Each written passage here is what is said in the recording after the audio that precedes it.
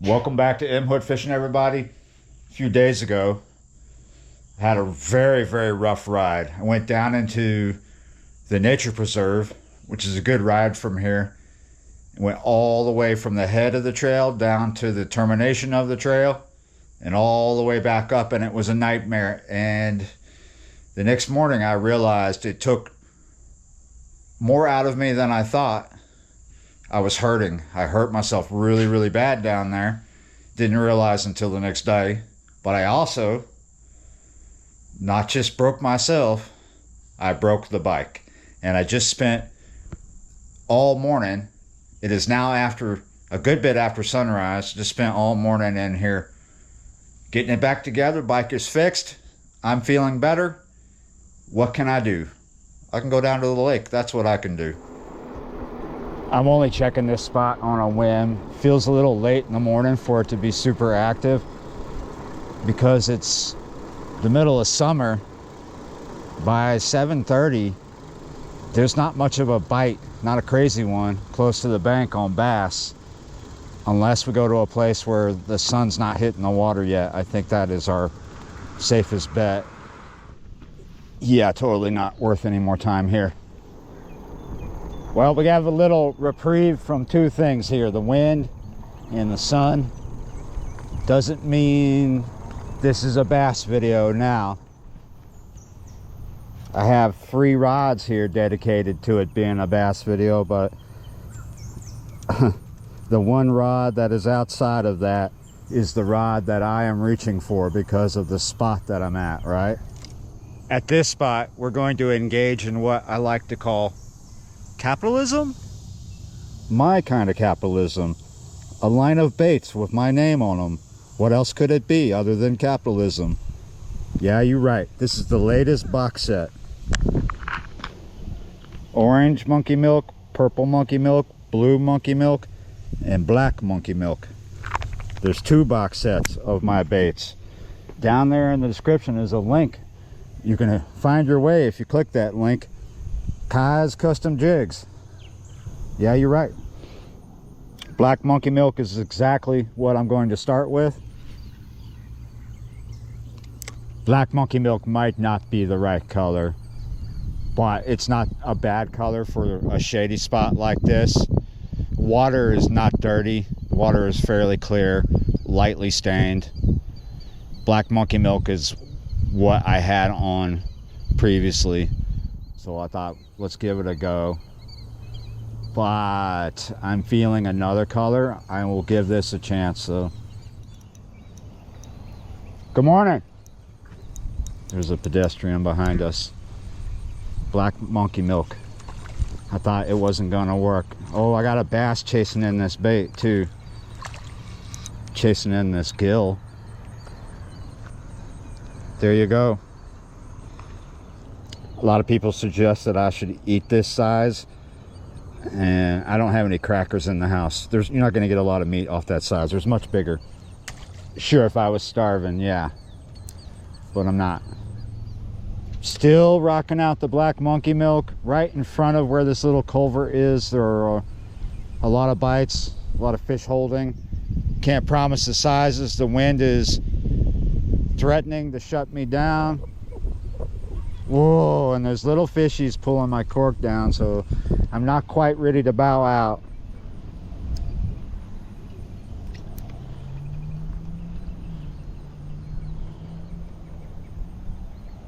There we go. I knew you were there. Good fighter too. I'm rocking out 6-pound test. That is a good size. They're getting better, right? Look at that fish. Totally worth it. This is a good spot for this, especially when you got out too late for getting bass from the bank, because that heat is coming. You just can't feel it right here because them trees are affording us a reprieve, some relief, right? Boom, and oh yeah.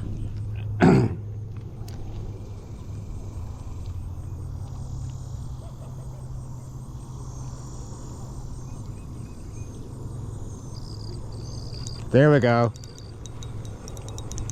They're out there a good ways. It seems like the really small ones are really close to this culvert, but out in front of that, you have this size right here. Look at this.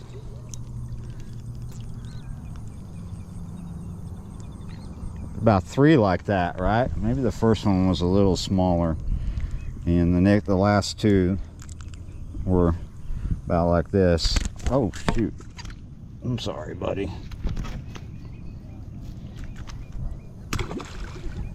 Now I'm using a 132 ounce jig head without a keeper because I don't like what keepers do to some baits. Some baits are designed for those keepers with the fatness.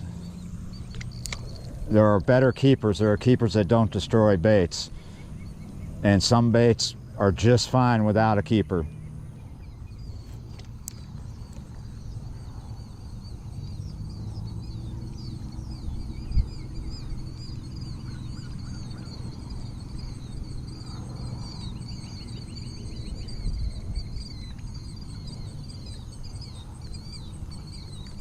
There we are. We're in that zone. And there we go.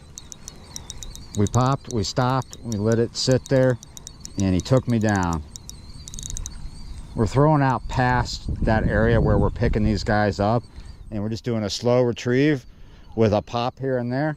And now we got a different species. We have a red ear.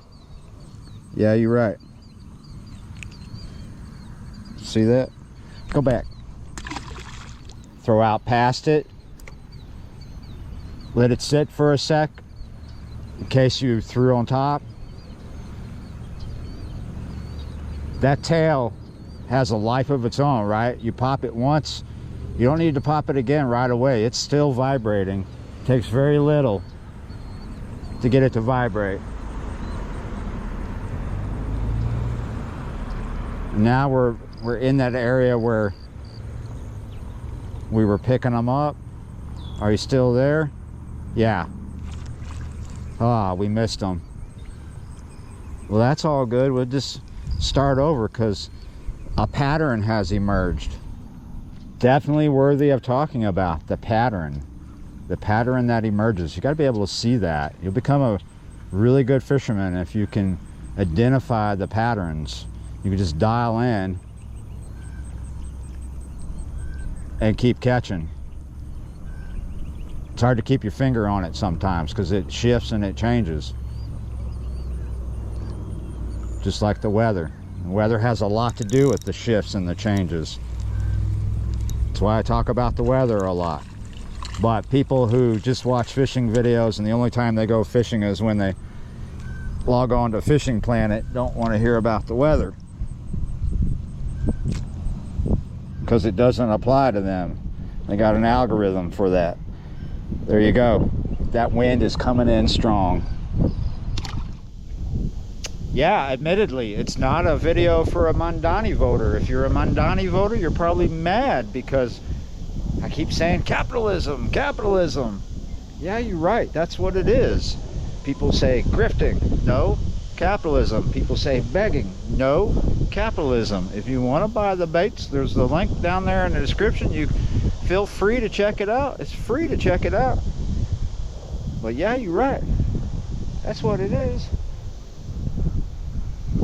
Thank you for watching, and I will see y'all next time.